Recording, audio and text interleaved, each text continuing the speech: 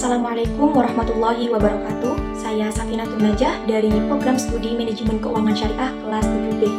Di sini saya akan menjelaskan tentang peta konsep kebijakan utang negara dalam perekonomian.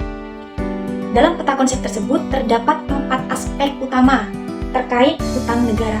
Yang pertama, resiko dan bahaya serta solusi hutang. Yang kedua, hutang dalam pandangan Islam dan perspektif. Yang ketiga, kebijakan hutang pada masa pemerintahan modern. Dan yang keempat, kebijakan hutang pada masa pemerintahan Islam. Baik, untuk penjelasan yang pertama, yaitu resiko dan bahaya serta solusi hutang. Bahaya lainnya adalah pengurangan anggaran untuk sektor penting seperti pendidikan dan kesehatan yang dapat mempengaruhi kesejahteraan masyarakat.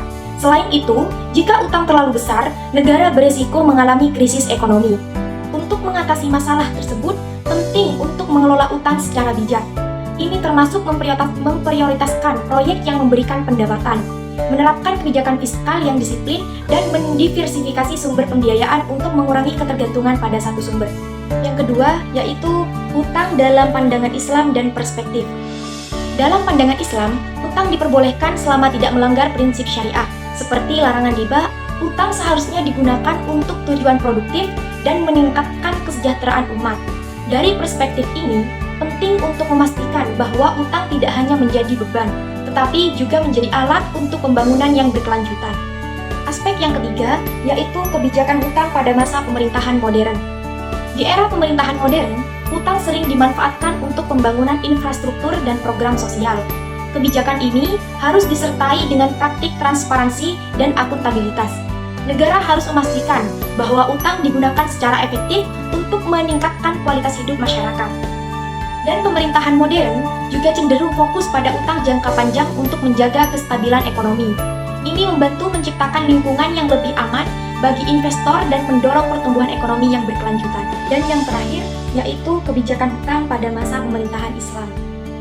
Pada masa pemerintahan Islam, utang digunakan dengan prinsip keadilan dan kesejahteraan.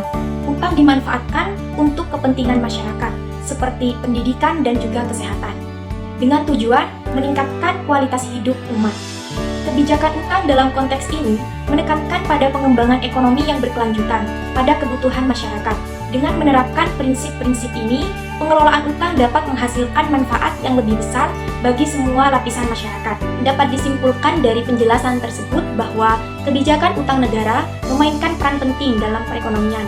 Pengelolaan utang yang bijak dapat mencapai tujuan pembangunan, tetapi harus dilakukan dengan hati-hati untuk menghindari risiko dan bahaya yang mungkin akan terjadi.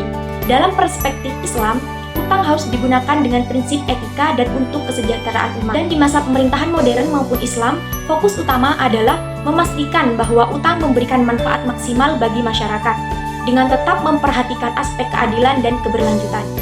Baik, mungkin itu saja yang dapat saya sampaikan, kurang lebihnya mohon maaf. Wassalamualaikum warahmatullahi wabarakatuh.